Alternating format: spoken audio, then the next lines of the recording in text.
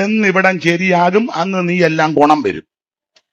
ചെറുതോ വലുതോ ഒരു വീട് നമ്മുടെ സഭയിലുള്ള ഒരാൾ വെച്ചു, നന്നായിരിക്കുന്നു കേട്ടോ, നന്നായിരിക്കുന്നു. ഇത് ഉടനെ അങ്ങനല്ല കുശുമ്പ് കേട്ടെ, എങ്ങനെ ഒപ്പിച്ചു? മുറി കുറവ്, നീ അവിടെ കിടക്കാൻ പോകുന്നുണ്ടോ? മുറി കുറവാന്നേ ഉണ്ടോ? നമ്മുടെ കൂടെ ആരാധിക്കുന്ന ഒരു സഹോദരൻ ഒരു വണ്ടി മേടിച്ചു, ചെറുതോ വലുതോ കാശ് കൂടിയോ കുറവോ, അയ്യോ നന്നായിരിക്കുന്നു കേട്ടോ, എന്റെ ദൈവമേ സൈക്കിളിൽ ഒത്തിരി നടന്നതാ, വണ്ടി ഇല്ലാതെ നിങ്ങൾ ഓട്ടോ പിടിച്ച് നടന്നു വെക്കവ, അയ്യോ ഒരു നന്നായിരിക്കുന്നു, നല്ലതായിരിക്കുന്നു. അങ്ങനെ അങ്ങ് അഭിനന്ദിക്കേ. ഉടനെ അതല്ല, സെക്കൻഡ് ഹാൻഡ് ആണെന്ന് തോന്നുന്നു, ടയർ തേഞ്ഞതാ, അല്ലയോ എന്താ, എന്നിവിടം ശരിയാകും, അന്ന് നീ എല്ലാം ഗുണം വരും. ഇതിനകം ശരിയാകണം, വേണ്ടേ? അഭിനന്ദിക്കണം. ഒരാൾ നന്നായിട്ട് വാക്യം വായിച്ചു, പാട്ട് പാടി, അഭിനന്ദിക്കണ്ടേ? ചില സഭയിലുണ്ട്, ഞാൻ ഇന്നാളും പറഞ്ഞു, പാട്ട് പാടാൻ കഴിവുള്ളവരുണ്ട്, അവർക്ക് കൊടുക്കുകയല്ല.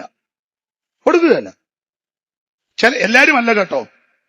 ഒരു പാസ്റ്ററും ഭാര്യ എനിക്കറിയാം, തള്ള ചുമ്മാ അടക്കോടി ഇരിക്കുമ്പോൾ ഒരു മൈക്കും വെച്ച് അങ്ങ് ഇരിക്കുക, അമറുക കിടന്ന്. എന്നാൽ ആ സമയം നന്നായിട്ട് പാടുന്ന സഹോദരിമാരുണ്ട്, കൊടുക്കുകയല്ല. അല്ല ഇങ്ങനെ വരുന്ന കോടി ഇരിക്കും പോലെ 5-6 പുസ്തകവും. ഒരിക്കൽ എന്നെ അവിടെ യോഗത്തിന് വിളിച്ചപ്പോ എന്നോട് 1-2 പേര് പറഞ്ഞു, ഈ തള്ള ഏത് പാട്ട് പാടിയാലും ചാടി ഞാൻ കൈകാര്യം ചെയ്യാന്ന് പറഞ്ഞു. ഞാൻ പാട്ടെടുത്തിട്ട് തള്ള മുഴുവൻ പുസ്തകം നോക്കിയിട്ട് പാട്ട് കണ്ടില്ല. വേറെ രീതിയിലാ പാടിയതെന്ന് ഞാൻ പൊതുവെ പറയത്തില്ല. ഞാൻ അന്നുകൊണ്ട് തള്ളയുടെ